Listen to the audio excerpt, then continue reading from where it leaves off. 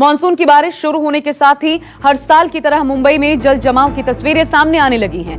मौसम विभाग ने मुंबई में अगले 48 घंटों के लिए भारी बारिश का अनुमान जताया है। साथ ही समंदर में आज हाई टाइड आने की भी संभावना है। सुबह 11:38 पर समंदर में 4.57 मीटर ऊंची लहरें उठ सकती हैं।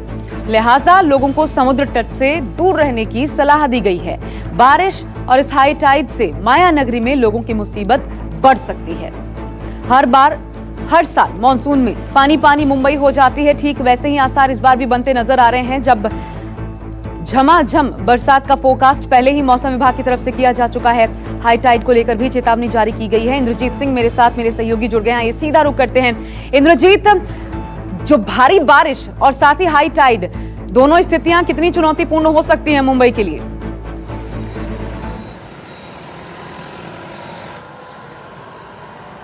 जी बिल्कुल, अगर हाई टाइड के समय भारी बारिश हो सकती है तो होगी तो मुंबई के लिए चुनौतीपूर्ण होगा। लेकिन देर रात से रुक रुक कर बारिश हो रही है, ये इस समय के लिए राहत की खबर है, क्योंकि मुंबई में इस समय पानी नहीं लगा हुआ है। लेकिन कल आपने देखा कि जैसे ही तेज बारिश हुई मुंबई के निचले इलाकों में, जैसे हिंद माता है, सायन है, कई इलाकों में घुटनों से ज़्यादा पानी भर गया। बहुत सारे जगहों पे गाड़ियां नहीं जा पा रही थी, लोगों को दिक्कतें हो रही थी।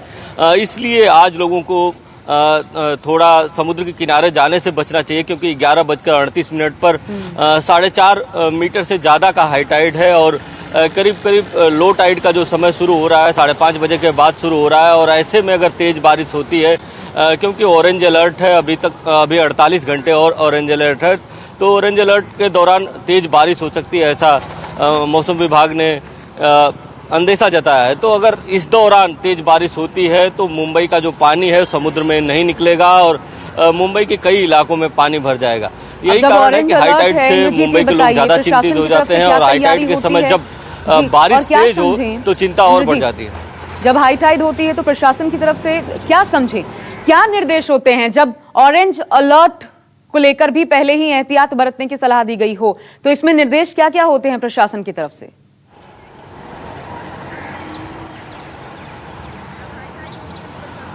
बिल्कुल, अगर हाई टाइड होता है तो प्रशासन की तरफ से सबसे पहला अलर्ट होता है कि आप समुद्री किनारे बिल्कुल न जाएं। दूसरा अलर्ट ये होता है कि अगर तेज बारिश हो रही हो और अगर आपको काम न हो तो सड़कों पर भी ना निकलें, क्योंकि तेज बारिश के समय मुंबई के जो नालों की कैपेसिटी है, एक लिमिटेड कैपेसिटी है, उसी कैपेसिटी के हिसाब से जो मुंबई का पानी है समुद्र में जाता है। लेकिन जब हाई टाइड होता है उस वक्त में जो मुंबई का जो पानी है वो समुद्र नहीं लेता है और कभी कभी तो समुद्र उल्टा पानी मुंबई में छोड़ता है।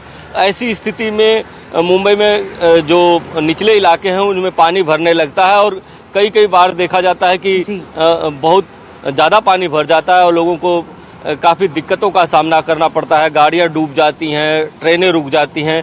अभी इस तरह की स्थिति नहीं आई है, लेकिन कल जिस तरह से देखा गया था कि कई निचले इलाकों में पानी भर गया था, लेकिन हालांकि हाई टाइड का वक्त नहीं था, थोड़ी देर में पानी निकल गया। लेकिन आज अगर 11:38 पर हाई टाइड आता है तो लो टाइड का जो वक्त है वो 5:30 बजे के बाद है, शाम 5:30 बजे के बाद है। तो आप समझ सकते हैं कि इतने समय में अगर तेज बारिश हो जाती है तो दिक्कत हो सकती है मुंबई के लोगों को। और सीवर लाइंस, पॉट होल्स को लेकर वैसे भी सजग रहने की बहुत ज्यादा जरूरत है। शुक्रिया आपका इंद्रजीत, विस्तार से इस पर जानकारी देने के लिए। बात दिल्ली की। दिल्ली और आसपास के इलाकों में भी आज से मौसम का मिजाज बदल सकता है। मौसम विभाग के अनुमान के मुताबिक दिल्ली एनसीआर में आज से बारिश हो सकती है। बारिश से तापमान में गिरावट आने पर लोगों को गर्मी से राहत मिलेगी। अभी शुष्क है मौसम आज की बात की जाए तो, लेकिन जो फोरकास्ट है उसके मुताबिक आज से दिल्ली और आसपास के इलाकों में एनसीआर आप समझ लीजिए गर्मी से राहत मिलने के आसार हैं मौसम विभाग के मुताबिक, क्योंकि बारिश हो सकती है। अमूमन दिल्ली में अभी तक अगर स्थिति की समीक्षा की जाए तो बारिश कम ही हुई है। अभी तक लोगों को गर्मी से निजात मिली नहीं है। हल्की फुल्की फुहारें जरूर आई हैं, लेकिन झमाझम बरसात अभी दूर है दिल्ली से।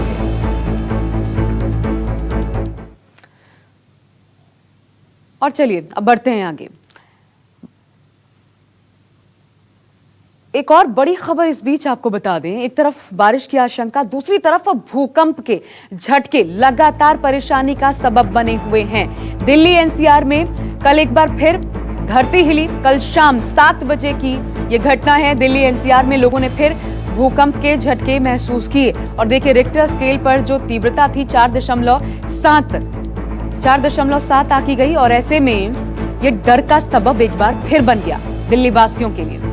12 अप्रैल से लेकर के अब तक कई बार भूकंप के झटके दिल्ली महसूस कर चुकी है और ये वैज्ञानिकों के लिए भी शोध का विषय है, क्योंकि बार बार यही सवाल उठता है कि क्या आगे किसी खतरे की आशंका है जब बार बार इस प्रकार के झटके महसूस किए जा रहे हैं। मैं सीधा रुख करती हूँ पल्लवी झा का, मेरे साथ मेरे सहयोगी जुड़ गई हैं। पल्लवी, बार बार इस प्रकार के झटके आना एक बार फिर लोगों के मन में डर है, लेकिन वैज्ञानिक क्या कहते हैं, ये महज डर है, आशंका है या फिर आगे के लिए कोई खतरनाक स्थिति हो सकती है, सचेत होने की जरूरत है?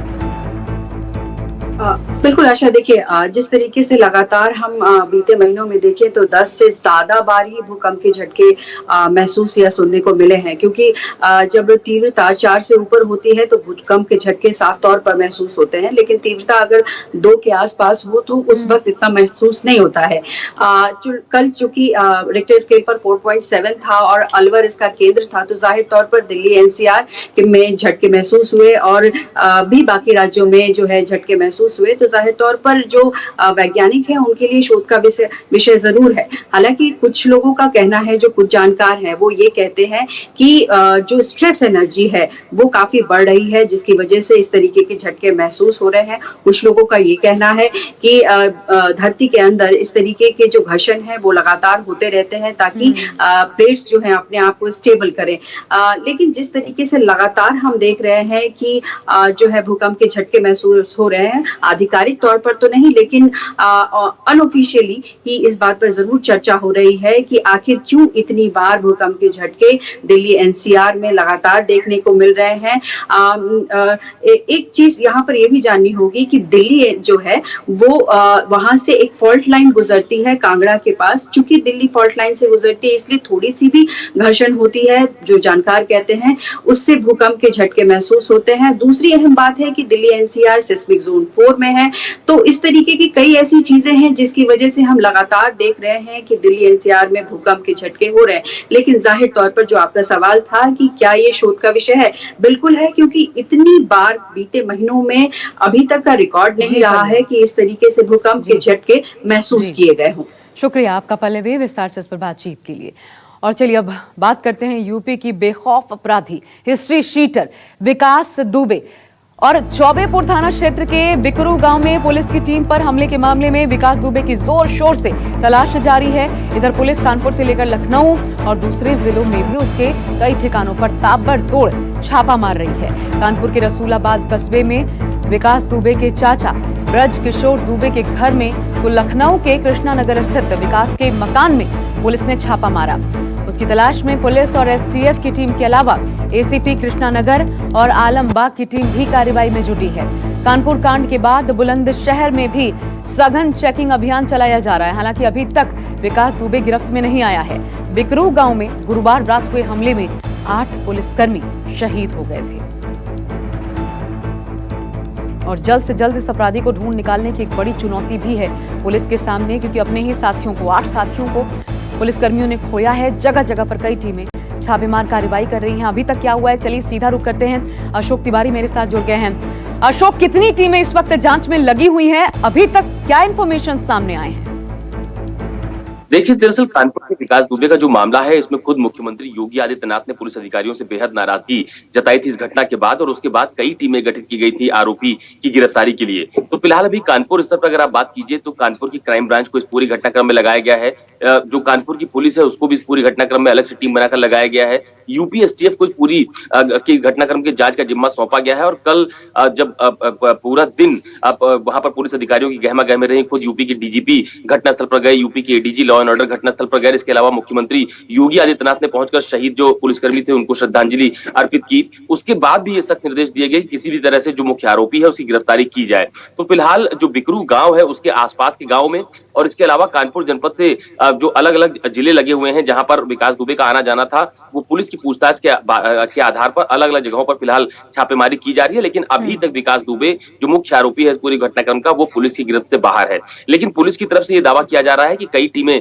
गठित की गई हैं, लगातार छापेमारी की जा रही है और जल्द ही विकास दुबे को गिरफ्तार भी कर लिया जाएगा। शुक्रिया आपका अशोक इस जानकारी के लिए। और अब खबर प्रधानमंत्री नरेंद्र मोदी के लेह दौरे से जुड़ी। इसको लेकर चीन बौखला उठा है। प्रधानमंत्री के संबोधन पर सवाल उठाते हुए नई दिल्ली में चीनी दूतावास की तरफ से कहा गया है कि हमें विस्तारवादी कहना आधारहीन आरोप है। लेह में अपने संबोधन के दौरान पीएम मोदी ने चीन का बिना नाम लिए, हालांकि बिना नाम लिए निशाना साधा था, लेकिन बात दूर तक गई है। चीन पर असर हुआ है क्योंकि सीधे तौर पर चीन ने इसको लेकर प्रतिक्रिया जाहिर की है। चीनी दूतावास जो दिल्ली में है, उनकी तरफ से बात कहा गया। उन्होंने कहा कि विस्तारवाद का समय अब खत्म हो गया है, अब विकासवाद का समय है। ये प्रधानमंत्री नरेंद्र मोदी ने कल कहा था अपने संबोधन के दौरान। और इस पर चीन की तरफ से कहा गया कि 14 में से 12 पड़ोसी देश के साथ बातचीत से सीमा विवाद सुलझाया, इसलिए विस्तारवादी कहना आधारहीन है। तो खुद पर यह कटाक्ष था प्रधानमंत्री का। चीन समझ चुका है, दूर तक ये संदेश गया, क्योंकि भले नाम नहीं लिया प्रधानमंत्री ने, लेकिन जो कुछ कहा उसका असर हुआ है। और चीन भले ही विस्तारवाद को आधारहीन आरोप बता रहा हो, लेकिन हकीकत यही है कि उसकी नजरें दूसरे देशों पर लगी रहती हैं। यही वजह है कि अब फिलीपींस ने भी चीन को चेतावनी दी है। फिलीपींस ने कहा है कि अगर चीन विवादित साउथ चाइना सी में आर्मी ड्रिल जारी रखता है तो फिलीपींस गंभीर प्रतिक्रिया करेगा। फिलीपींस के विदेश सचिव के मुताबिक चीन की पीपल्स लिबरेशन आर्मी 1 जुलाई से पेरासेल द्वीप समूह के बाहर अभ्यास कर रही है, जो फिलीपींस की सरहदी क्षेत्र में आता है। और ये कूटनीतिक स्तर पर भारत की जीत आप कह सकते हैं, क्योंकि सभी देशों ने चीन के खिलाफ आवाज उठाना शुरू कर दिया है। उधर नेपाल की बात की जाए तो नेपाल के प्रधानमंत्री केपी शर्मा ओली की किस्मत का आज फैसला हो सकता है। आज ओली के निवास पर नेपाल कम्युनिस्ट पार्टी की स्टैंडिंग कमेटी की बैठक होनी है। इस बैठक में पार्टी के ओली और प्रचंड धड़े के बीच जारी गतिरोध को लेकर बीच का रास्ता निकाला जा सकता है। कल दरअसल प्रचंड और ओली के बीच बैठक हुई थी। इसमें ओली के पार्टी को तोड़ दिए जाने की आशंका के बीच गिले शिकवे भूलकर पार्टी को एक रखते हुए आगे बढ़ना तय हुआ। लिहाजा ओली अपनी कुर्सी बचाने में कामयाब होते नजर आ रहे हैं।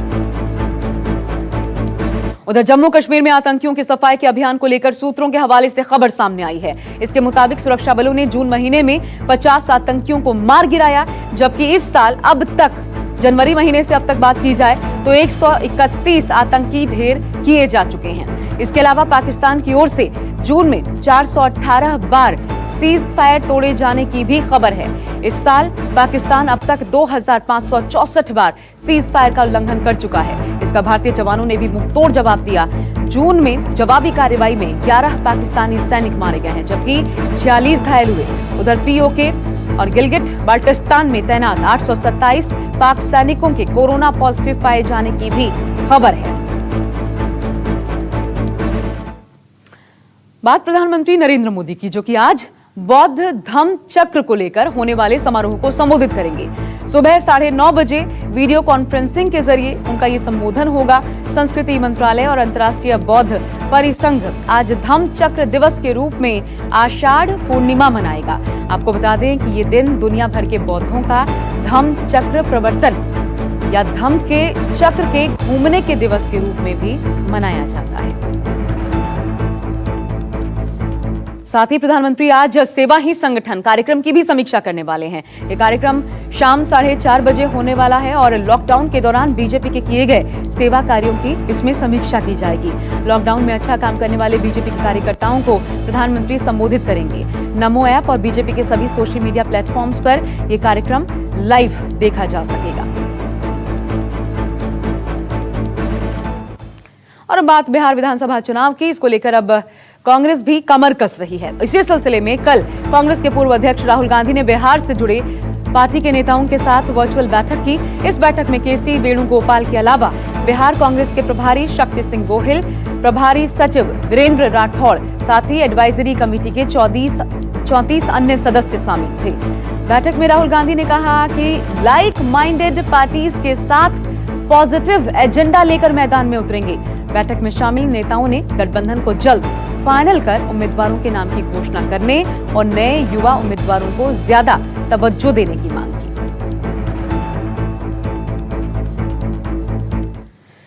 अब बात कोरोना अपडेट की। देश में कोरोना संक्रमण के मामले तेजी से बढ़ रहे हैं। पिछले 24 घंटे में 20,903 केसेस सामने आए हैं, जबकि 379 मरीजों की जान जा चुकी है। देश में अब संक्रमितों का आंकड़ा बढ़कर 6,25,544 पर पहुंच गया है।